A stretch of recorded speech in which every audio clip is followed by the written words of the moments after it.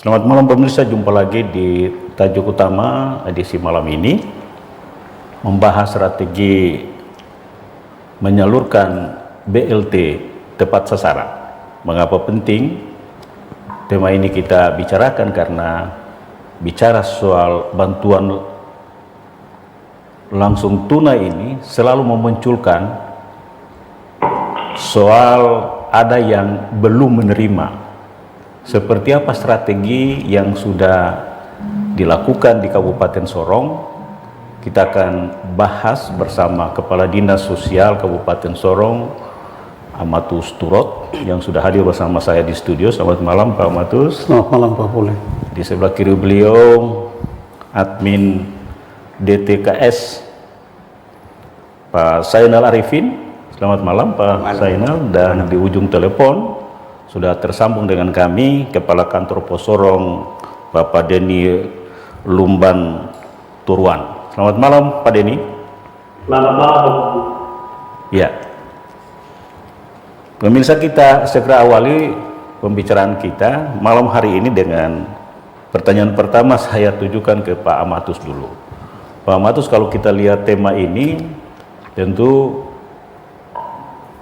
fokusnya adalah penyaluran kalau tepat sasaran itu dari data, Pak. Biasanya Menteri Sosial itu sampai di daerah-daerah banyak berkuar, bahkan sampai hampir berisi tegang dengan petugas-petugas daerah karena selalu mendapatkan data tidak sesuai dengan apa yang diterima.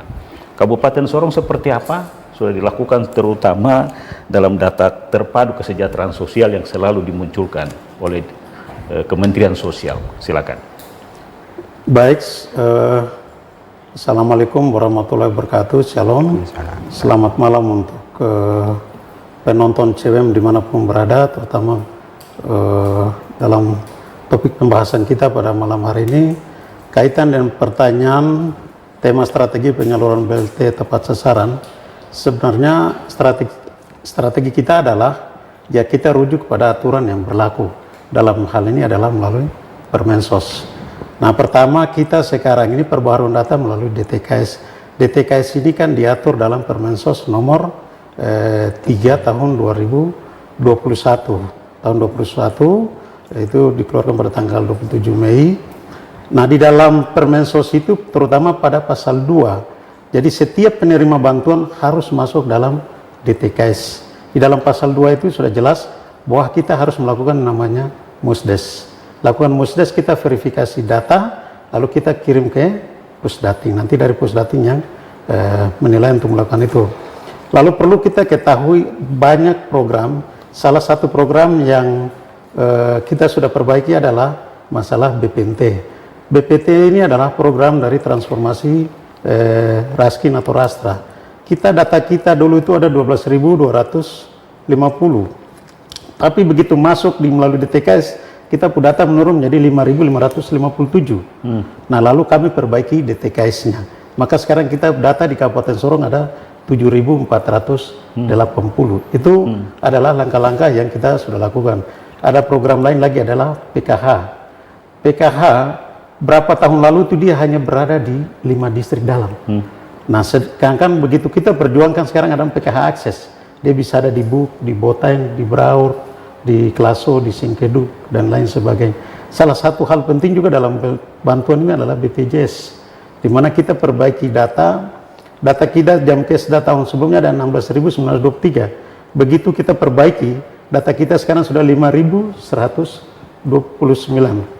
Nah, ini adalah strategi-strategi kita dalam bagaimana perbaikan data adalah tepat sasaran. Ya. Kenapa sampai awalnya itu bisa tidak sesuai? Apa yang kurang di situ tadinya? Tidak sesuai itu karena pada aturan-aturan sebelumnya bahwa tidak melalui DTKS. Jadi dulu misalnya BPNT bisa kepala distrik, bisa lurah, dia bisa mengusul saja melalui usulan yang ada. Tapi begitu masuk ke DTKS, orangnya harus punya dokumennya valid. Yang validnya adalah salah satunya adalah KTP-nya harus KTP elektronik, NIK-nya harus valid dan terkoneksi dengan Kemendagri. Oke. Makanya begitu masuk langsung sudah harus. Pak Zainal, koreksi lapangan seperti apa dari data yang tadi disampaikan oleh Pak Amatus ini? Selamat malam para penonton CWM. Saya mungkin menambahkan bahwa dari soal perkembangan pengelolaan data dari verifikasi dan validasi ini memang banyak transformasi ya dari kebijakan, terutama terkait penggunaan aplikasi 6NG. Nah, Aplikasi 6NG itu yang digunakan dalam pengelolaan data. Jadi apa yang disebutkan Pak Kadis tadi, data yang sekian banyak tadi ketika disandingkan dengan data Dukcapil pusat, terkendala banyak temuan tadi, banyaknya NIK yang tidak valid. Itu secara umum seperti itu. Oke. Sehingga perlu dilakukan verifikasi dan validasi ulang. Kalau ada ketidaksesuaian mungkin bisa melakukan usulan kembali. Data terakhir Pak Amatus ini soal tadi verifikasi itu melebihi dari sebelumnya sampai 7.000-an ya. Selisihnya itu.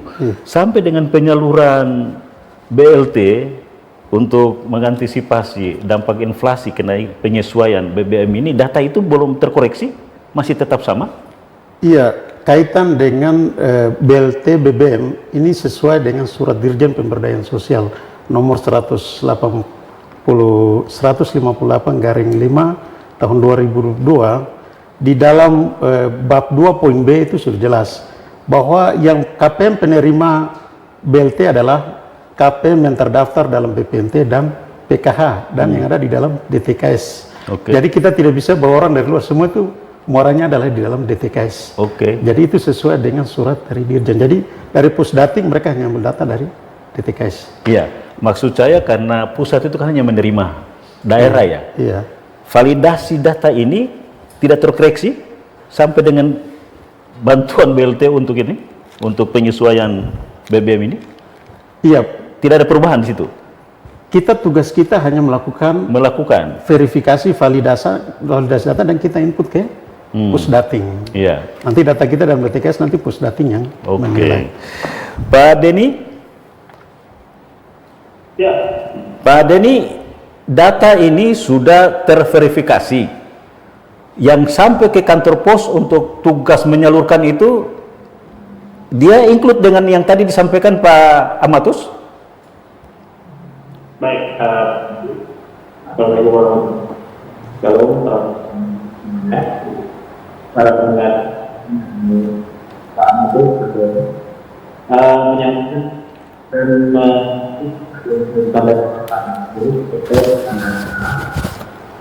pada intinya sebagai potongan sebagai fungsi utama, artinya kami pemerintah untuk menurunkan dana BPNT pada masyarakat yang namanya ada BPNT.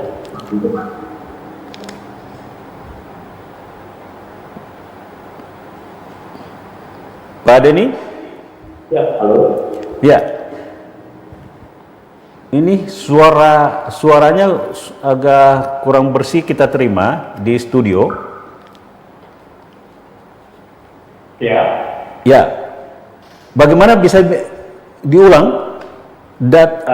Yang masuk di kantor pos itu sudah include dengan yang ini, yang tadi disampaikan oleh Pak Amatus. Baik. Dengan data kami memang kepada daftar nama yang sudah diserahkan kepada Mensos. Dari Kemensos.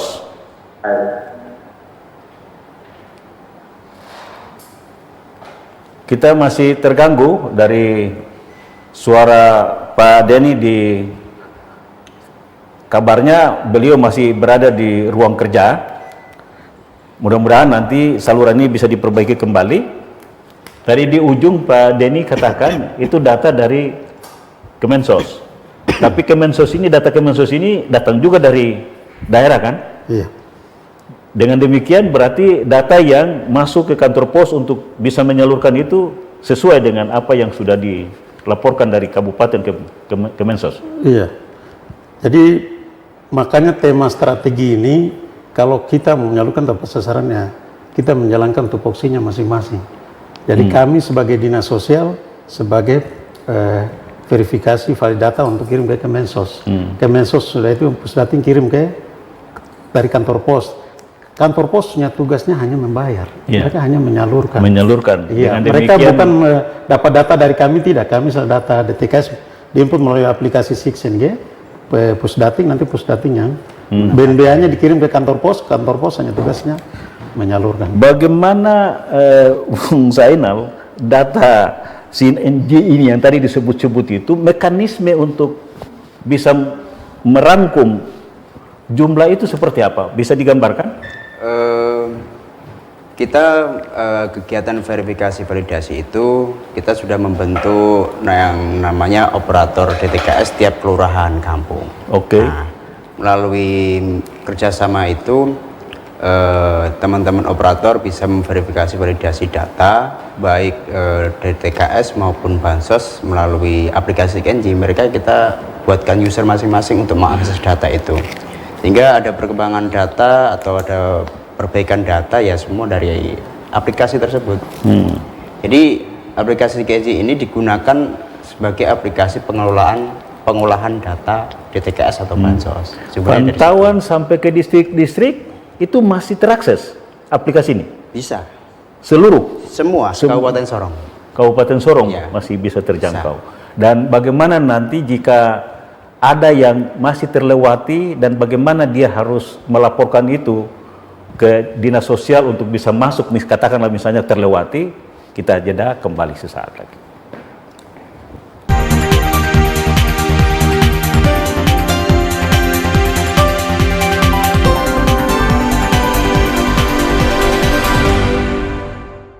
Ya, sebelum masuk ke bagaimana untuk memverifikasi kembali, katakanlah misalnya terlewati mereka yang berhak menerima bantuan ini, saya ingin ke Pak Denny dulu. Pak Denny? Ya, mudah-mudahan salurannya sudah bisa terkomunikasi baik dengan kami di studio. Ya, Pak Denny tadi di penjelasan awal itu sampai kita tidak bisa dengar karena suaranya putus-putus. Data di kantor pos untuk bisa menyalurkan itu berapa banyak atau sudah sesuaikah dengan data yang ada di kabupaten? Baik. Dari informasi di kantor pos itu posisi hanya sebagai penyalur. Hanya sebagai penyalur. Ya. Seperti yang tadi disampaikan oleh Pak Agus.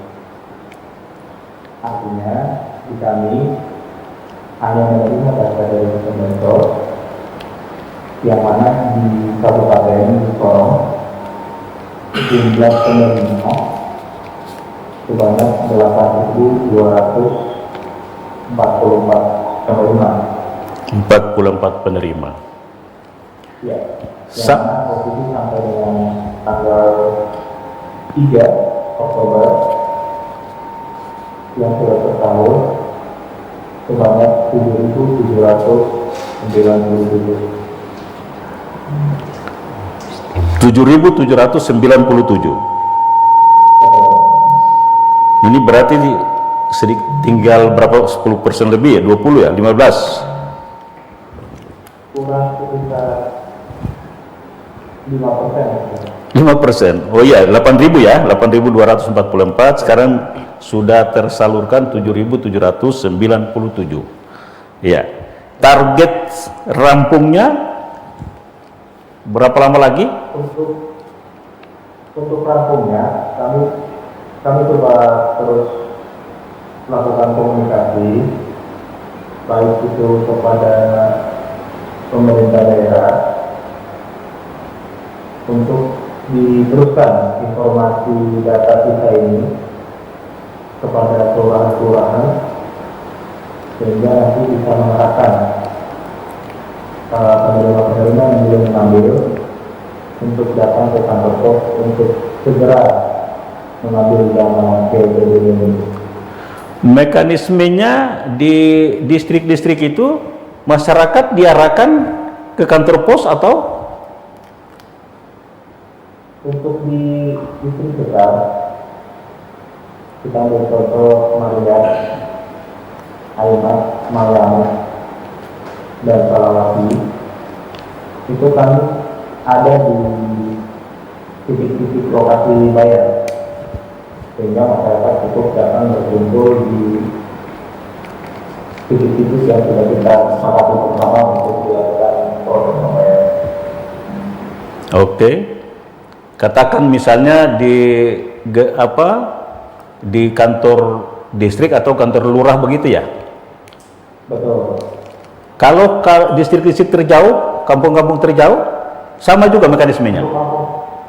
Untuk kampung-kampung jauh, dari kami, dari kantor pos, langsung datang ke titik-titiknya.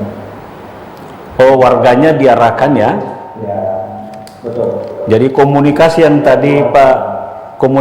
Pak Denny maksudkan itu ke pemerintah itu membantu untuk menyampaikan sebelum kantor pos tiba di sana, petugasnya maksudnya ya? Betul, karena tanpa bantuan dari pemerintah daerah tentunya susah untuk memobilisasi warga untuk datang ke lokasi bayar.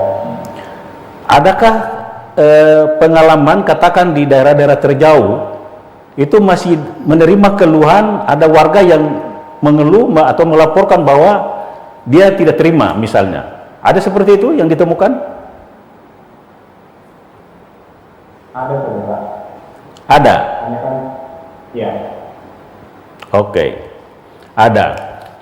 Artinya bahwa data ini belum terlalu valid. Nah, persoalannya jika sampai nanti dia belum tercover dalam data terpadu kesejahteraan sosial ini, kemudahan apa yang bagi mereka untuk bisa? Baik, mungkin tadi jawabannya Pak Denny adalah ada masyarakat yang mungkin belum terima karena Belum waktu itu terima. mungkin kantor pos ada ke lokasi atau ke kampung, tapi masyarakatnya keluar. Oh begitu. Jadi mungkin itu maksud Pak. Oh bukan. Pak Denny tadi. Bukan ada yang mengeluh bahwa belum terima. Tidak, itu maksud Pak Denny tadi. Jadi mungkin karena mereka ke kebun atau pas kantor pos ke sana mereka ada turun ke daerah perkotaan. Jadi Pak Matus jamin data yang sudah sampai ke Kementerian Sosial ini sudah terverifikasi dan itu ke mereka yang betul-betul masyarakat maksud saya yang berhak. Iya, dokumen ini kan kita percaya karena melalui aplikasi Sixen G. Iya, maksud saya bisa saja karena itu juga melalui tangan orang ya. Oh tidak, aplikasi tetap diinput melalui aplikasi. Jadi Iya, tidak. maksud saya kan ini kan melalui tadi aparat distrik kelurahan ya, yang paling terjauh itu kan bisa saja bahwa itu tidak tercover juga kan begitu Ini toh? teman-teman dari kantor pos bawa uang cash langsung bayar ke distrik terjauh. Maksud saya untuk datanya ini.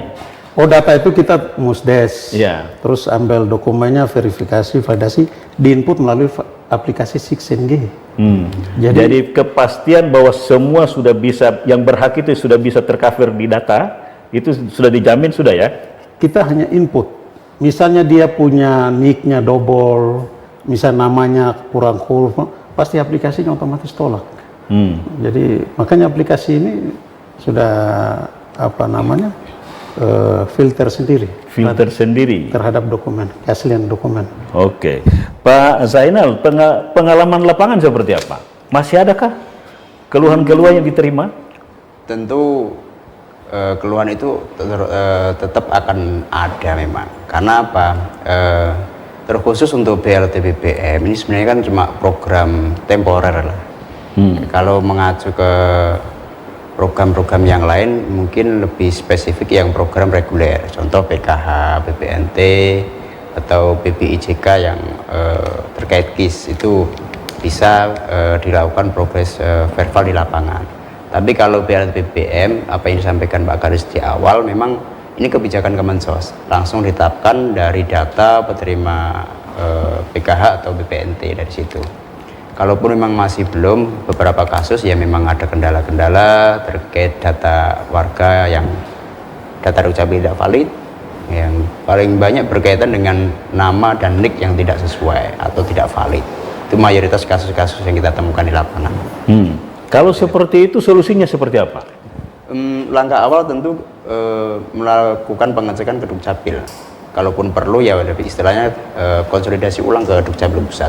Karena basis data antara aplikasi CKNG ini yang digunakan adalah data Dukcapil pusat, bukan data Dukcapil yang bikin KK hari ini langsung terkoneksi, tidak. Terkadang yang dari sudah masuk data, di ini ya, progres data dari Dukcapil the server daerah yang ke tadi pusat, dibilang gitu ya. betul. Itu kadang ada kendala-kendala juga. Yang namanya jaringan, sistem, aplikasi semua terkendala hal seperti itu. Jadi bertahap nanti kita cek and recheck seperti itu. Iya. Pertanyaan saya yang belum tuntas tadi, Pak. Kalau sampai nanti, ini bukan menuduh tidak, tapi kalau sampai nanti terjadi, adakah kemungkinan untuk yang belum tercover itu bisa dimungkinkan untuk dia mendapat hak? Kalau misalnya ada. Kalau PLTU BBM kita tidak ada menu pengusulan, Pak. Tidak ada? menunya, tidak ada. Kecuali berbicara program reguler, PKH, BPNT atau KIS. Itu bisa melakukan pengusulan. Tahapannya yang pasti wajib masuk DTKS dulu melalui verifikasi data Dukcapil tadi itu. Kita usul melalui aplikasi Kenji masuk DTKS. Kalau sudah masuk DTKS baru bisa diusulkan bansos yang sesuai dengan kriteria yang ditetapkan dalam setiap program.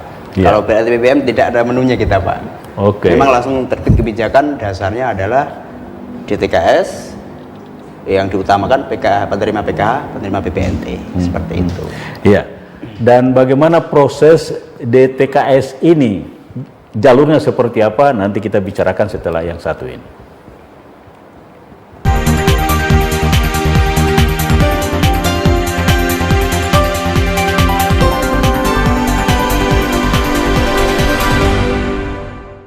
Pemirsa, kita di sesi ketiga masih terus kita dalami soal keakuratan data ini. Tadi sudah disebut banyak melalui proses pertemuan dengan masyarakat, tetapi cukupkah hanya sampai di situ sementara data terpadu, namanya terpadu berarti harus juga masuk ke misalnya Dukcapil segala macam. Bagaimana mekanisme itu ditempuh agar betul-betul tersaring sesuai dengan apa yang diharapkan?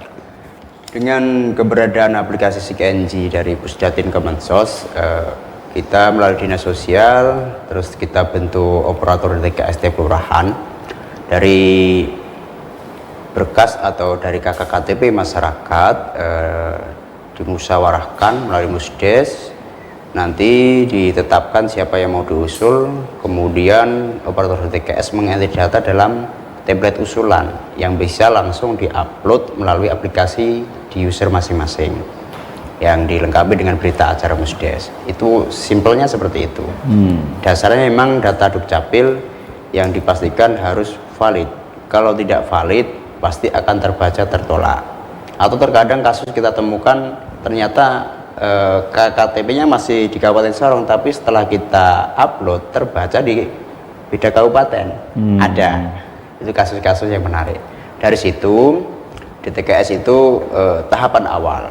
Ya, saya seringkali ke teman-teman memberi analogi, DTKS itu ibarat rumah besar data terpadu yang di dalamnya bisa saja nanti kalau sudah masuk gedung DTKS itu nanti bisa masuk ke ruangan PKH, ruangan BPNT, ruangan KIS.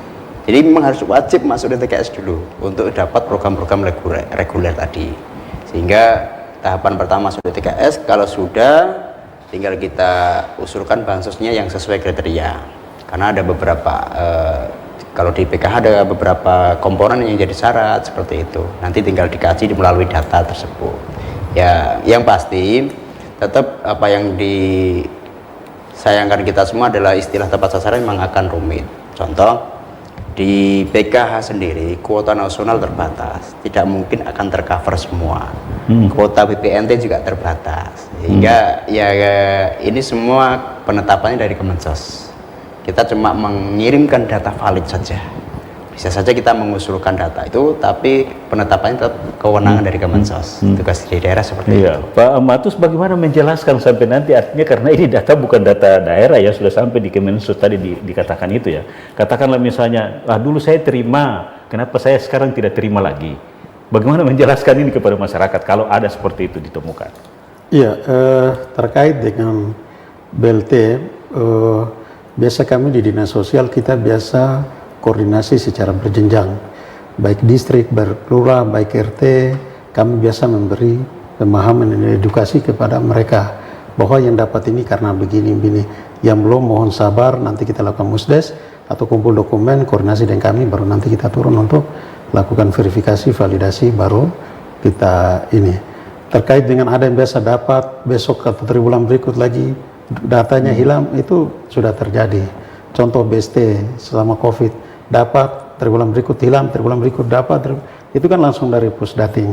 Tadi misalnya Pak Denny sampaikan di data kita di BNBA di BPNT per triwulan 3 itu 7.480. Nah, sekarang naik jadi 8.000 lebih. Nah, 8.000 lebih ini apakah hanya dia terima, berarti ada penambahan sekitar 1.000. Nah, itu apakah dia ada penambahan karena BBM saja tidak? Kalau misalnya ada penambahan BBM, berarti nanti pada saat BPNT pasti dia tidak dapat karena dia belum tercover di dalam program BPNT atau program PKH. Karena program PKH kita kan 3.450 ya. Dia punya BNBA-nya. Jadi ini karena program yang temporer saja, karena ada di dalam BTKS dimunculkan, tapi nanti pada saat pembayaran bisa tidak tercover lagi. Jadi mungkin akhirnya biasa masyarakat kalau pas penyaluran, kenapa kemarin saya dapat sekarang tidak, kenapa saya dapat? Nah itu ya, tapi kita intinya adalah kita bagaimana melayani masyarakat, melakukan komunikasi yang baik. Kita ini harus melayani masyarakat. Bagaimana laporan itu juga tersangkut soal misalnya prasejahtera.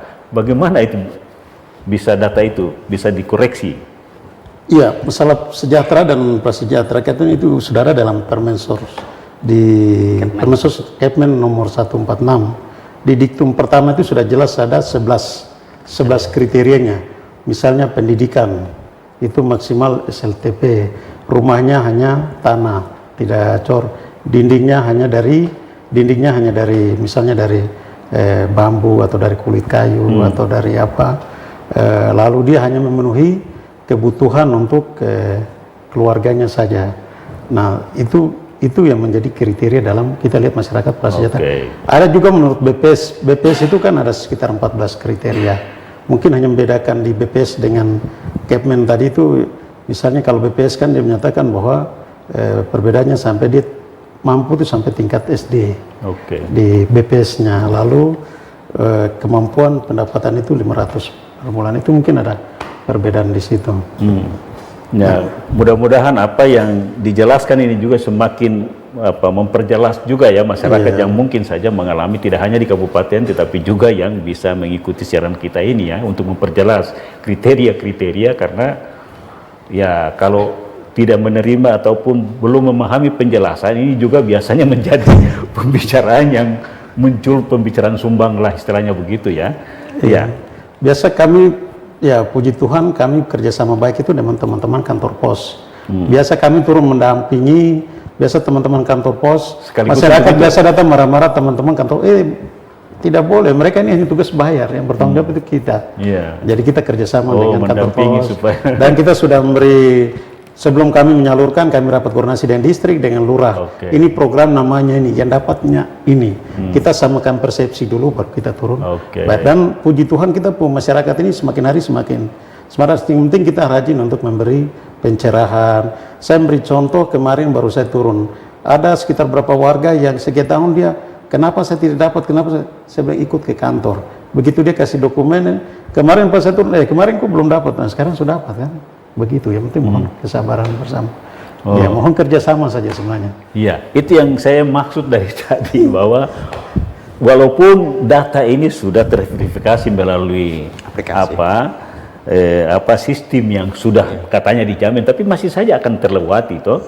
Sehingga itu pasti ya butuh saja komunikasi dan penyampaian itu. Artinya bahwa jika masih ada masyarakat yang punya pengalaman yang sama, mekanismenya dia harus melaporkan ke RT, lurah, dengan itu baru nanti lurah.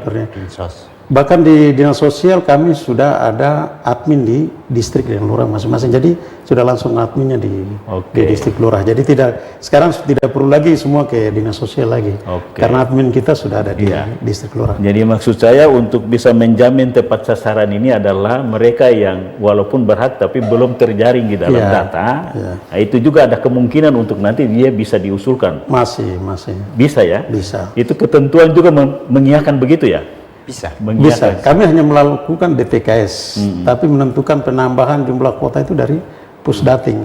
Dan perlu kita pahami, jadi DTKS ini hanya dia bukan bicara uang cash. Misalnya hari ini ada keluarga sakit, begini dia dapat BPJS, ya itu bantuan kebijakan pemerintah melalui DTKS juga kan. Oke. Ya, begitu. Iya. Dan karena ini adalah sebuah jawaban menghadirkan negara di tengah tantangan hidup masyarakat, mungkin saja perlu harus ada pemahaman-pemahaman, terutama soal nilai.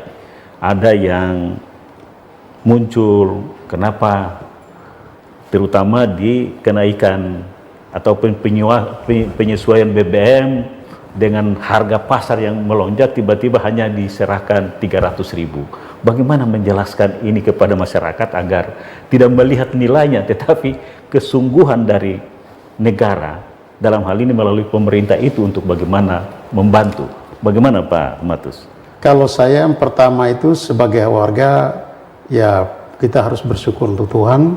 Yang berikut ya ini kebaikan pemerintah, karena misalnya dia sudah terima program BPNT. Misalnya kita kemarin di Kabupaten Sorong, dia terima 600.000. Lewat 1 minggu lagi terima 300.000. Itu kan kebaikan-kebaikan dari pemerintah. Lalu masalah nilai ini kami hanya OPD teknis hanya menjalani. Tapi yang menentukan nilai standarnya itu semua dari Kemensos. Tapi sebagai warga saya mengajak untuk kita tidak perlu melihat nilai, tapi kita bersyukur atas kebaikan dari pemerintah mau melihat masyarakat. Dan jawaban terakhirnya itu bahwa perhatian pemerintah ini kan untuk memperkuat daya beli masyarakat sehingga tidak terjadi inflasi. Tetapi jawabannya setelah yang satu ini.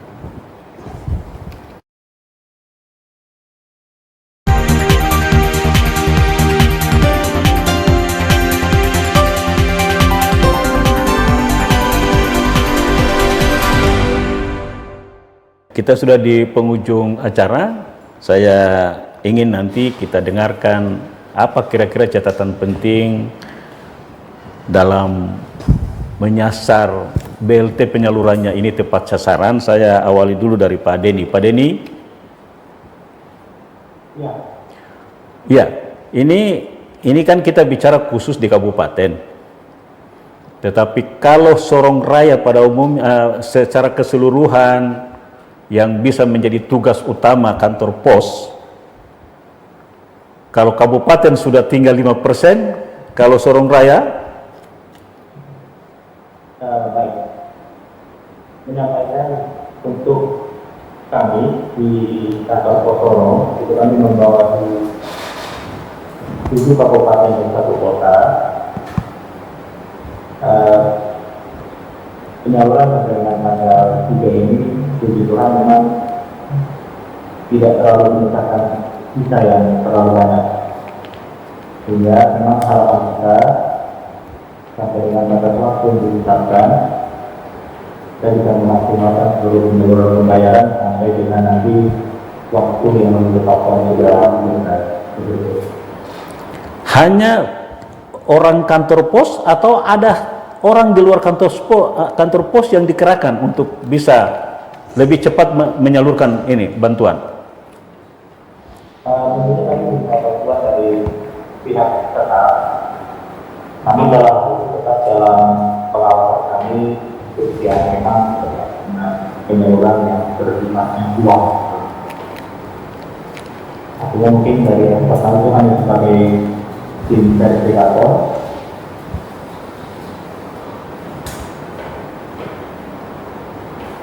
Halo, Pak Den? Ya. Seperti itu, Pak. Oh, jadi intinya Bapak yakin, Anda yakin sampai dengan target akhir bisa selesai tepat waktu? Kita usahakan. Baik, Pak Amatus, ini kita sudah di akhir. Tadi kita bicara data katakanlah karena ini semua sudah masuk ke sistem yang diseleksi langsung di Kementerian Sosial. Tetapi untuk menghadapi masyarakat ini kan hari ini orang cuma menggeneralisir karena begitu banyak bantuan-bantuan sebagai kebijakan pemerintah untuk membantu masyarakat, tidak hanya BLT ini tetapi PHK segala macam. Bagaimana catatan penting Anda agar mengurangi bahasa-bahasa yang mengatakan wah ini pemerintah tidak betul, tidak memperhatikan sesungguhnya orang yang berhak. Bagaimana menjawab ini? Baik, kalau kita di Kabupaten Sorong mungkin saya menambahkan sedikit yang tadi 300 bukan 300 ya. Ini BLT BBM itu dari bulan September sampai Desember. 1 bulan 150 sehingga 4 bulan ini 600. Cuma tahap pertama ini yang 300. Nanti tahap kedua bulan November Desember 300.000 lagi. Nah, ini dia temporer sama seperti kemarin yang orang sudah terima BPNT tapi dia terima minyak goreng lagi. Pernah juga yang PKH dia terima beras lagi. Ini hanya penambahan-penambahan saja. Lalu kaitan dengan masyarakat, ya saya bersyukur masyarakat di Kabupaten Sorong itu luar biasa ya. Mereka tidak mereka saya lihat masyarakat di Kabupaten Sorong pemahamannya sangat-sangat luar biasa. Mereka tidak melakukan sesuatu yang ini frontal, ada hal yang tidak, mereka ada hal-hal yang kurang, mereka telepon, mereka datang kantor, mereka tanya lurah, mereka. Jadi saya pikir masyarakat di Kabupaten Sorong itu masyarakat yang sangat luar biasa ya. Memang setelah kita beri pencerahan mereka paham. Yang penting kita dinas dan nanti selalu hadir di tengah mereka. Kita menjelaskan dengan bahasa kita, dengan mereka supaya bahasa yang komunikatif supaya mereka bisa paham. Untuk Kabupaten Sorong tidak ada masalah, cuma kita selalu menjelaskan. Lalu di kesempatan ini ya saya selaku pimpinan di OPD teknis ya berterima kasih karena program dari reguler dan semua ini ya banyak dukungan ya, teristimewa kaitan dengan BPNT, PKH, BBM dan lain ini ya saya beri apresiasi, terima kasih kepada Bapak pejabat Bupati Sorong ya, karena Bapak Bupati dalam kepemimpinan 2 atau 3 minggu langsung Bapak Bupati launching BPNT, tahap ketiga langsung launching lagi BPNT, penyaluran BBM dan lain. Lalu terima kasih kepada Pak Denny ya, memang dengan teman-teman dari kantor pos yang sangat luar biasa. Kami by phone saja, telepon biasa koordinasi ketemu cepat. Terima kasih juga untuk distrik. Kami punya kepala distrik, lurah di ini luar biasa. Mereka ini penangkal masalah di bawah semuanya. Nah, jadi mereka ini orang-orang hebat di sampai RT, bahkan masyarakat kita tuh luar biasa. Dan admin kita juga, jadi ini butuh kolaborasi kerjasama untuk kita, termasuk CWM hari ini membuka ruang untuk kita memberi edukasi melalui media. Jadi ini semua butuh kerjasama saja. Ya, Pak Zainal, catatan akhir Anda agar tidak memunculkan hal-hal yang tidak kita harapkan. Kalau saya sih tinggal menambahkan dari yang disampaikan Pak Kadis, tentu mitra kami selaku bagian verifikasi validasi data, yang pertama tentu teman-teman operator di TKS di kelurahan maupun kelurahan-kelurahan juga, para lurah. Yang berikut tentu juga kita sangat terbantukan dengan teman-teman pendamping, baik dari pendamping PKH ataupun TKSK dan lain-lain, yang tentu teman-teman inilah yang mungkin akan menyambungkan informasi-informasi yang perlu kita sampaikan ke masyarakat. Karena ya informasi ini terkadang lebih cepat dari masyarakat. Kita agak terlambat butuh menjelaskan, oh ini apa seperti itu. Jadi memang sangat dibutuhkan teman-teman di lapangan ini sebagai penyambung informasi lah dari kementerian, ke dinas dan semua masyarakat pada umumnya.